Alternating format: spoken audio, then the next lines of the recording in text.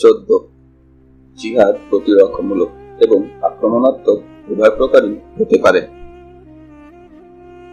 উপরিউক্ত 5টি হাদিস একথা অত্যন্ত সুস্পষ্টভাবে প্রমাণ করে গাজওয়াতুল হিন্দের জিহাদ আত্মরক্ষার মধ্যে সীমাবদ্ধ হবে না, বরং আক্রমণাত্মক ও অগ্রসরমানও হবে এবং দারুল কুফরের ভেতর প্রবেশ করে কাফিরদের সাথে যুদ্ধ করা হবে।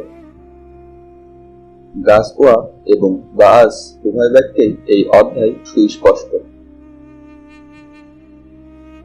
গাজওয়ার আবিধানিক অর্থ আক্রমণাত্মক যুদ্ধ। যুদ্ধ দু ধরনের হয়ে থাকে। প্রথমত দাওয়াতি ও সাংস্কৃতিক যুদ্ধ, অর্থাৎ গাজওয়ায়ে ফিকরি বা চিন্তাগত যুদ্ধ। দ্বিতীয়ত অস্ত্র ও সামরিক যুদ্ধ। আর ইসলামের দৃষ্টিতে উভয় প্রকার যুদ্ধই উদ্দেশ্য। এই উভয় প্রকার জিহাদ পূর্বে সংগঠিত হয়েছে এবং বর্তমানে হচ্ছে এবং ভবিষ্যতে হতে থাকবে। তবে উপরিউক্ত হাদিসসমূহে যে গাজওয়া এবং যুদ্ধের ভবিষ্যৎবাণী করা হয়েছে তা দ্বারা উদ্দেশ্য অস্ত্র এবং সামরিক যুদ্ধ। 15 শত্রুদের পরিচয়। উপরিউক্ত হাদিসসমূহে ইসলাম এবং মুসলমানদের দুই নিকৃষ্ট শত্রুর পরিচয় তুলে ধরা হয়েছে। এক হলো মূর্তি পূজারী হিন্দু, আর দ্বিতীয়টি হলো হিংসু ও অভিশপ্ত ইহুদি।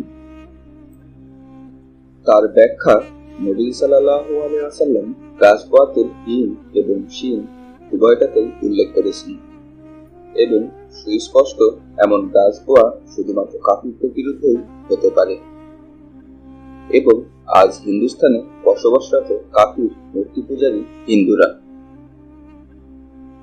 আর হযরত সাওবান রাদিয়াল্লাহু আনহু হাদিসে বর্ণিত হয়েছে যে সাইয়েদিনা হযরত ঈসা ইবনে মারইয়াম আলাইহিস সালাম এবং তার সঙ্গী সাথীরা দাজ্জাল এবং তার ইহুদি অনুচরদের বিরুদ্ধে লড়বে।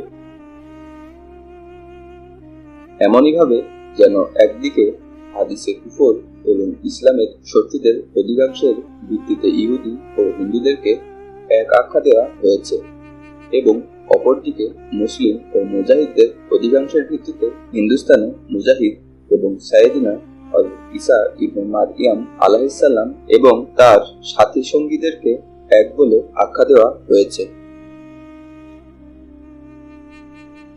16 নবীজি সাল্লাল্লাহু আলাইহি ওয়াসাল্লামের মজলিসে হিন্দুস্তানের আলোচনা।